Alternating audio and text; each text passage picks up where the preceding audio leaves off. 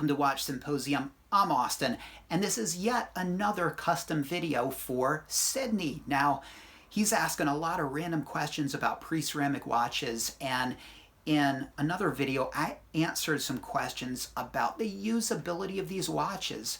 Pre-ceramic 5-digit Rolex watches. I mean, are they accurate? Do they get magnetized? I mean, are these damn things even usable?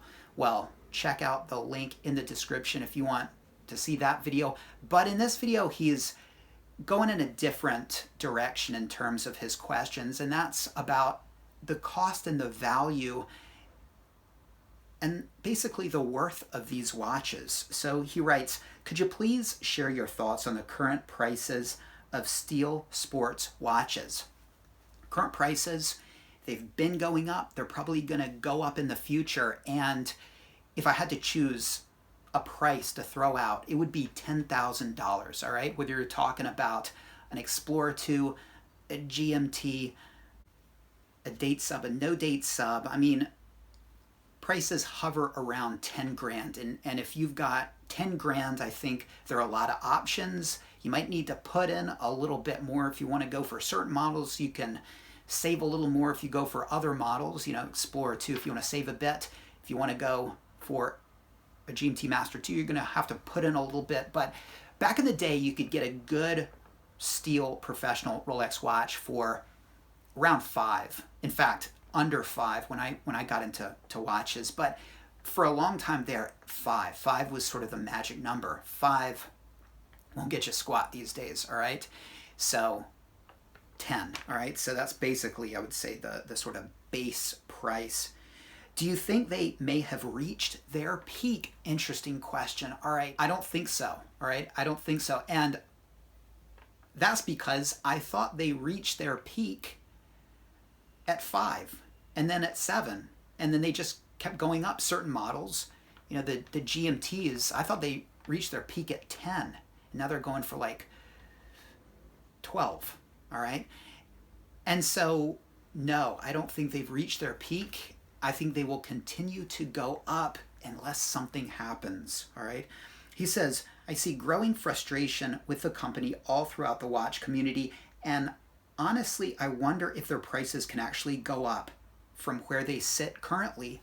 Well, it's all about how much people want these watches, and they want these watches, and they're pissed off because they can't get these watches, and because these watches are going up. So that's really it. That's why people are upset, because these watches are desirable and they're having a hard time getting them, and they're incredibly frustrated. And I'm among those people too, to an extent. And so really, that's not going to affect these watches. I mean, we have Rolex Stockholm Syndrome, meaning we hate them, but we kind of love them, all right? And, you know, they disrespect us and beat on us and mistreat us, and we always come back for more. We can't quite escape. We say, oh, I'm going to buy an Omega. I'm going to go and look into other watch brands. I'm not going to buy another Rolex again. Well, let me tell you, you get that call, you get an opportunity to get one of these hot models, you're going to get it. You're gonna swallow your pride. You're gonna go in there and you're gonna thank your lucky stars that you had the opportunity to buy one of these watches. And so everyone talks a good game. Everyone says, oh, I'm gonna get out of Rolex and screw Rolex, and I hate Rolex, and I'm moving brands, I'm switching brands. BS, all right? Oftentimes people say, everyone should boycott Rolex. Well, hey, it starts with you. And let me tell you, when you get that call, you're going to answer it, and you're going to thank your lucky stars. You're going to get on social media and talk about how lucky you are about your relationship and all that stuff, okay? So it means nothing. People are upset. They're upset because they can't get the watches, and the watches are desirable. And these watches will continue to be desirable and infuriate people, and it just makes them want the watches more. So something different would have to change, and we'll talk about that, but that means nothing, okay? Just think about the desirability of these watches, okay? That's all you have to ask yourself. Are they desirable? Do people want them? Yes. Are people pissed off? Doesn't matter. All right. Doesn't matter. In my opinion, younger buyers and buyers in general are moving to alternatives that simply offer more bang for the buck with lower prices and actual availability. Some people are, but they'll always come back if they have a chance to get one of these watches. Many of them aren't. And you talk about alternatives that offer more bang for buck. It's not about bang for buck, all right? Bang for buck is a G-Shock, okay, but it's got no X factor to it. These watches, they're something special if you think they're something special, and that's what you're buying. That's what you're putting your money in, all right? And it's not just about having a great watch. It's about the X factor, and that ties into how the watch makes you feel.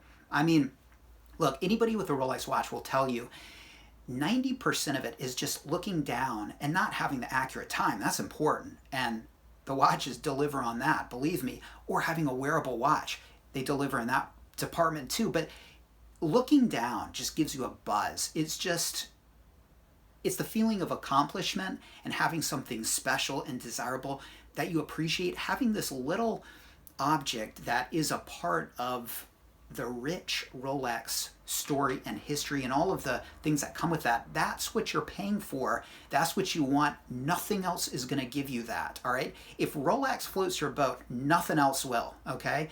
And you can say, yeah, well, I'm going to go for this and it's cheaper and better and it's going to do this. Yeah, whatever. It's not going to make you feel the same way. And likely, once the novelty wears off, you're going to think, well, I kind of wish I had that, because nothing's going to make you feel like that Rolex watch if Rolex has that effect on you, and it doesn't to everybody, and that's the point.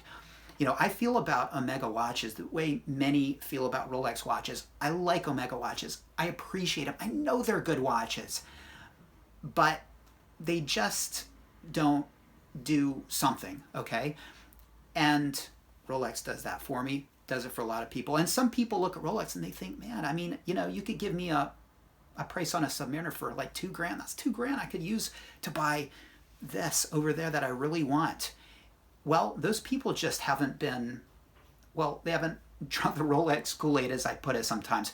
It just doesn't do it for them. It just doesn't make them buzz. Okay, so you've got to have sort of that feeling. It's got to mean something to you. If it doesn't mean something to you, then it makes no sense. Okay, and so there you go there. All right, so he says, from what I can tell, 5-digit Submariner prices range anywhere from $8,000 to $11,000, and although they look great and have an iconic and classic design, the movement and bracelet are far from the more modern options. So the question is then, what exactly am I paying for, and will I ever be able to get that value back if for some reason I decide to sell? Yes, they'll hold their value, and if you buy from a shop, you can't make money the next day, but if you hold it for 2 years, it's likely going to go up and you can break even or make money. Now, as far as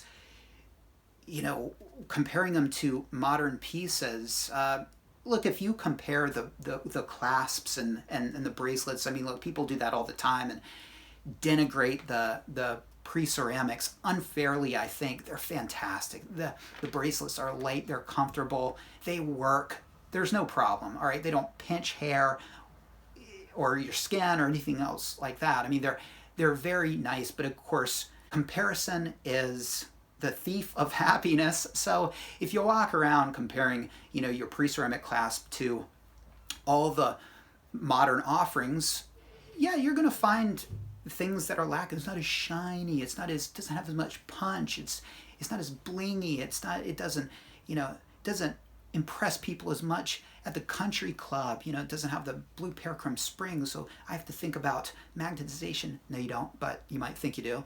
I don't know if I can wear it, in the same way, and I don't know if it can keep up and, go on water. It can. I don't know if it's going to be accurate. It will, and it is.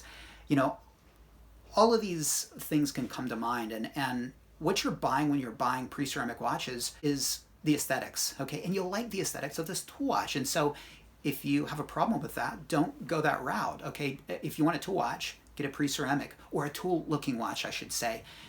Pre-ceramic. If you want a blingy watch that's going to impress people more and be a little bit more eye-catching and shiny, well, Pre-ceramic's not going to do it for you, all right? But not everybody's into that. Some people like watches that they're high quality, that have a cool story and a cool history and all that, but don't shine and bling and do all that kind of stuff, all right? Not everybody wants to impress. And so, yeah, I probably went off on a bit of a tangent there, but he says, I assume it is mostly brand prestige, but once again, will it even last? Will this bubble burst?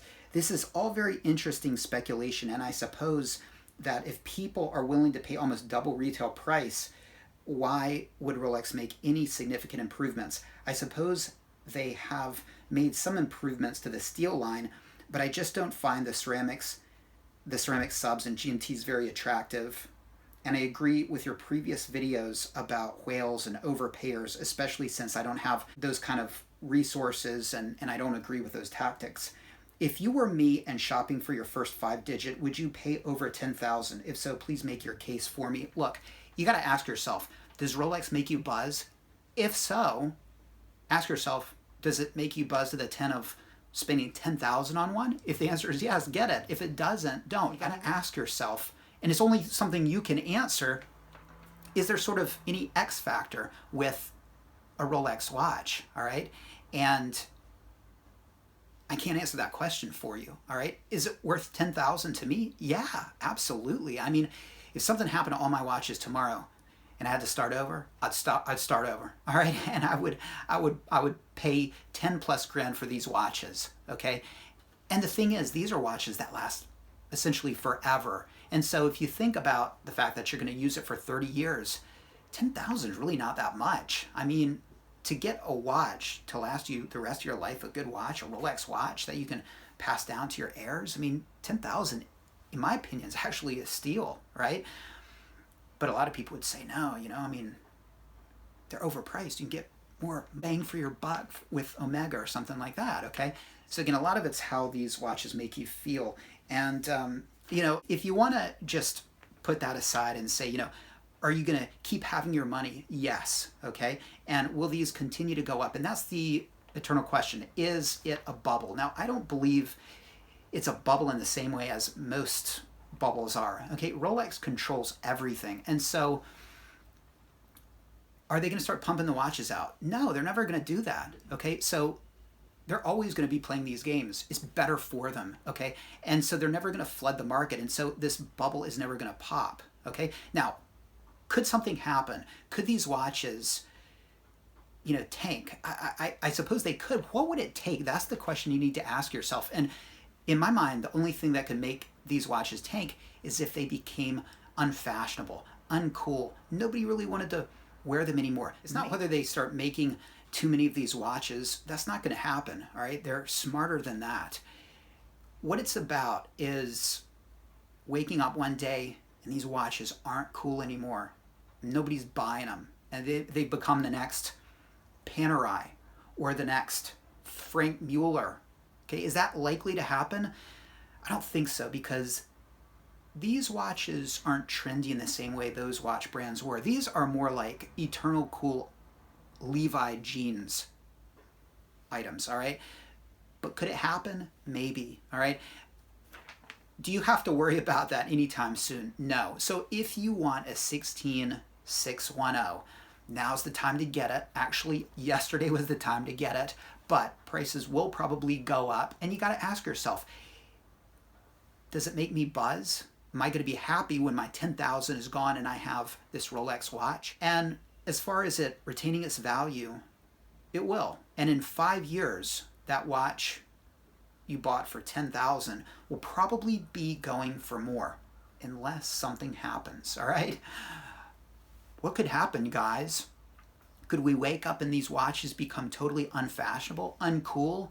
The mark of greed that the world collectively rejects? Could the social climate change to such an extent that you look like a pariah when you wear a Rolex watch? It just projects something that is so repellent to people that nobody in their right mind would do it. It would be like, sporting really bad bell bottoms, or like a mustache and a mullet or something, just nobody in their right mind would do it. Well, if that comes to pass, then nobody's going to be able to sell a Rolex watch. Prices will tank. Nobody will want to wear them, much less buy them. And I'll be buying them up with my mullet and mustache and Rolex watches and bell bottoms and all that good stuff. All right, but could that happen, guys? Let me know in the comments section what you think. I don't think so. I think this is Levi's jeans kind of coolness, classic coolness, but I could be wrong, all right? This could all come crashing down. The bubble could burst, but who knows? Thanks for watching. Take care, and I'll see you next time.